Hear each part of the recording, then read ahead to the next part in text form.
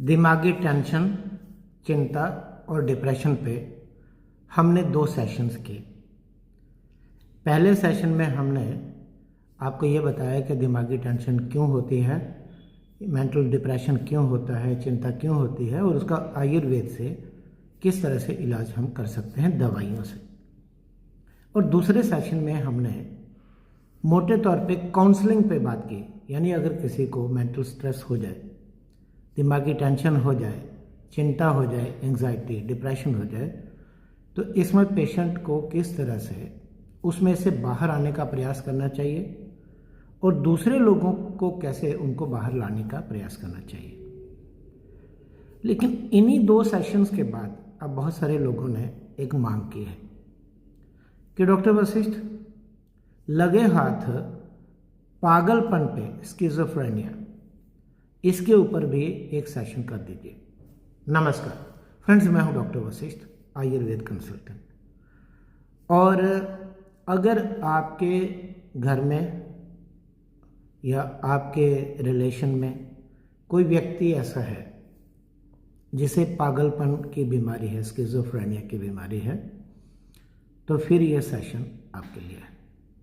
या फिर आप एक ऐसे डॉक्टर हैं जो आयुर्वेद की दवाइयों से पागलपन का इलाज करते हैं, स्किज़ोफ्रेनिया का, तो फिर ये सेशन आपके लिए भी है। लेकिन अगर आप डॉक्टर नहीं हैं तो आपको सावधान करना मेरा कर्तव्य है कि आप जानकारी के लिए तो इस सेशन में जो कुछ बताया जा रहा है उसे सुन लीजिए, लेकिन इस जानकारी के आधार पे आप किसी भी पेशेंट का जिसको पागलपन की बीमारी है उसका इलाज नहीं कर सकते, क्योंकि इलाज करने का अधिकार केवल और केवल किसी डॉक्टर को होता है। पागलपन के ऊपर जब हम बात करें तो ये एक मन की एक ऐसी स्थिति है जिसमें व्यक्ति मोटे तौर पर एक दूसरी दुनिया में जीता है। वो अपनी दुनिया में जीता है, उसको कुछ ऐसी चीज़ें दिखाई देती हैं, सुनाई देती हैं जो बाकी लोगों को ना दिखाई देती हैं ना सुनाई देती हैं, और वो उनके साथ बातचीत भी करता है। हमें लगता है कि ये अपने आप बात किए जा रहा है, वो अपनी एक उसकी दुनिया अपने लिए, उसके लिए सच्ची दुनिया है, वो वास्तविक दुनिया है और वो उसमें इन्वॉल्व रहता है। साथ में क्या होता है कि उस व्यक्ति को जिसे पागलपन है उसे शक रहता है। शक की बहुत प्रॉब्लम होती है कि दूसरे लोग कुछ न कुछ ऐसी कॉन्स्पिरेसी कर रहे हैं, ऐसा षड्यंत्र कर रहे हैं जो उसके खिलाफ जा सकता है। इनमें से कुछ लोग जो हैं बहुत उग्र हो जाते हैं, गुस्से में आ जाते हैं, लड़ाई झगड़े पे आते हैं। कोई भी पागलपन का पेशेंट कभी ये मानने को तैयार ही नहीं होता जैसे वो बीमार है। वो कहता है तुम लोग बीमार हो, मैं ठीक हूँ। जबकि चिंता में या दूसरी बीमारियों में अलग बात है, वहाँ पेशेंट कहता है कि मैं बीमार हूँ, लेकिन यहाँ पेशेंट पागलपन का क्या कहता है कि तुम बीमार हो। तो पेशेंट को ऐसा लगता है कि मैं ठीक हूँ, ये बीमार है, ये मुझे दवाई क्यों खिला रहे हैं। और अगर कोई ऐसी बात की जाए जो उस पेशेंट की इच्छाओं के विरुद्ध जाती है तो वो मरने मारने पे उतारू हो जाएगा, उग्र हो जाएगा। जबकि कुछ लोग ऐसे होते हैं वो बड़े उदास हो जाते हैं, निराश हो जाते हैं, एकदम हताश हो जाते हैं। और कई लोगों को 2 तरह के दौरे पड़ते हैं, इसको मैनिक डिप्रेसिव साइकोसिस कहते हैं। कुछ दिन तक तो वो बड़े अच्छे मूड में रहते हैं और कुछ दिन वो डिप्रेशन में चले जाते हैं। तो इसे ट्रीट करना मुश्किल है डॉक्टर्स मैं आपको कह रहा हूँ और आम लोगों को भी कह रहा हूँ जो सुन रहे हैं, इलाज करना मुश्किल है। ये बहुत बड़ी एक बीमारी है और ज़्यादातर जो हमारे पास आयुर्वेद डॉक्टर्स के पास पेशेंट्स आते हैं उनमें पहले से एलोपैथिक इलाज चला होता है और उसे हम लोग छेड़ते नहीं हैं। उसके साथ जो हमने देखा है 3 दवाइयाँ हम लोग देते हैं, तो हमने देखा है कि वो 3 दवाइयाँ इसमें काफ़ी हेल्प कर सकते हैं। नंबर 1 दवाई जो इसमें हम देते हैं, सबसे बड़ी दवाई, उसका नाम है जटामांसी। नंबर 2 दवाई जो है वो है तगर और नंबर 3 है ज्योतिष्मती। हर एक व्यक्ति को ये तीनों दवाइयाँ देते हैं, फिर थोड़ा सा उसको आगे जाके फ़र्क डालते हैं, वो मैं बाद में बताऊँगा। तो जटामांसी को कैसे देते हैं? जटामांसी या तो इसका काढ़ा बना के पिलाते हैं, वो हम नहीं देते, हम इसकी टैबलेट देते हैं जटामांसी की। उसका नाम होता है जटामांसी घन टैबलेट। 2 टैबलेट सुबह, 2 दोपहर, 2 शाम देते हैं। और तगर को भी हम लोग टैबलेट के रूप में ही देते हैं। तगर घन टैबलेट 2 सुबह, 2 दोपहर, 2 शाम। और ज्योतिषमती को देते हैं, एक दवाई बनती है ज्योतिषमती से, उसका नाम होता है ज्योतिषमती रसायन। वो एक लिक्विड होता है, उसको अच्छी तरह बॉटल को हिलाना होता है। तो वो अगर कोई अडल्ट है, वयस्क है, तो उसे हम 15-15 ड्रॉप दिन में 3 बार देते हैं, दूध में मिला के, शहद में मिला के, या फिर कॉफ़ी में, या जैसे भी आपको देना हो, फ्रूट जूस में 3 बार देना होता है। तो ये 3 दवाइयाँ मैंने आपको बताई। नंबर 1 बताई जटामांसी घन टैबलेट, 2-2 टैबलेट दिन में 3 बार। नंबर 2 तगर घन टैबलेट, 2-2 टैबलेट दिन में 3 बार। और नंबर 3 हमने बताया ज्योतिषमती रसायन, 15-15 ड्रॉप 3 बार बड़ों को।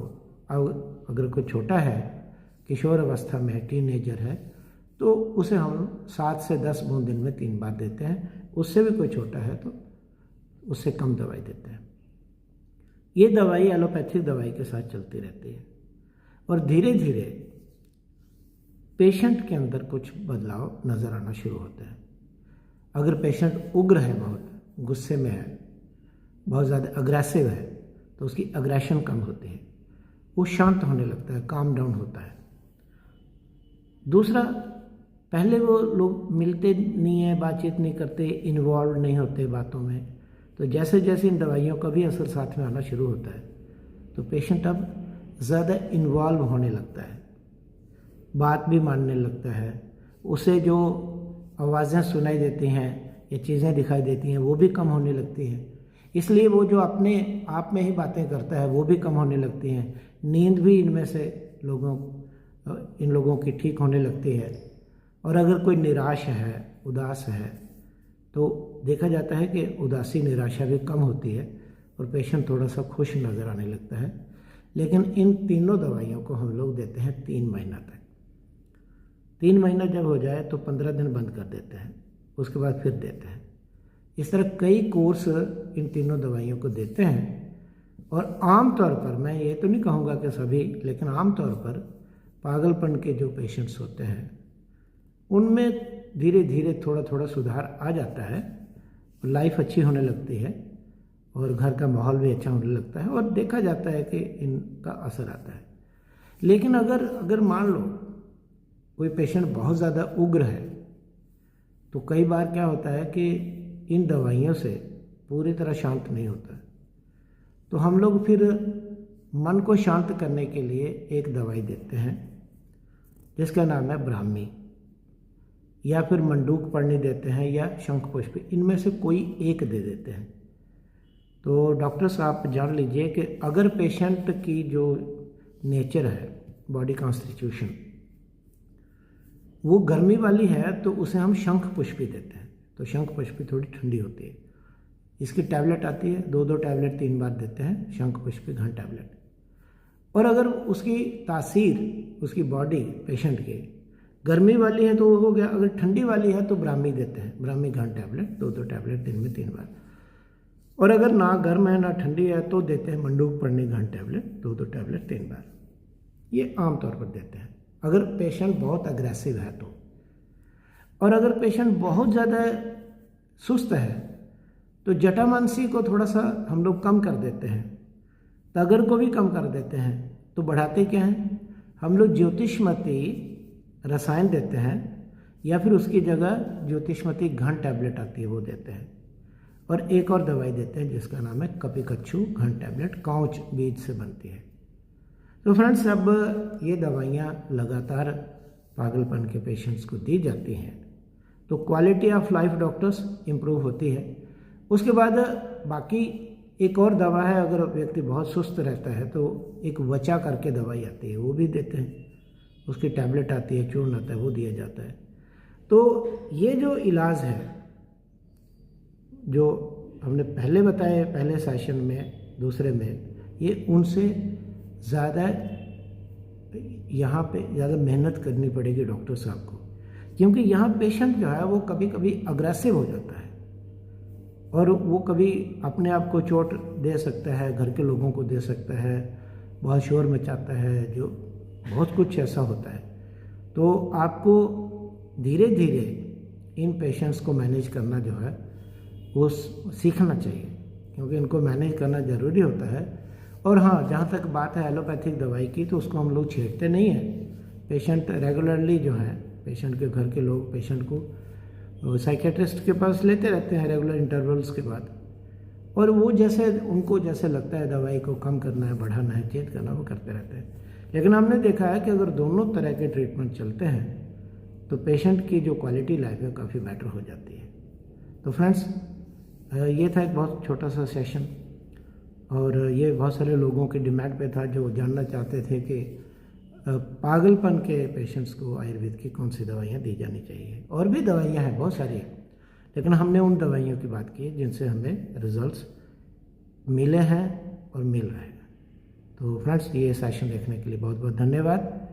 लेकिन एक बार फिर मैं सावधान करना चाहता हूँ, अगर आप डॉक्टर नहीं हैं तो इस सेशन में जो भी आपको इन्फॉर्मेशन दी गई है वो सिर्फ आपके जानने के लिए है, कि आपको पता चले कि बीमारी क्या होती है, पागलपन क्या होता है, उसमें कौन कौन सी दवाइयाँ देते हैं।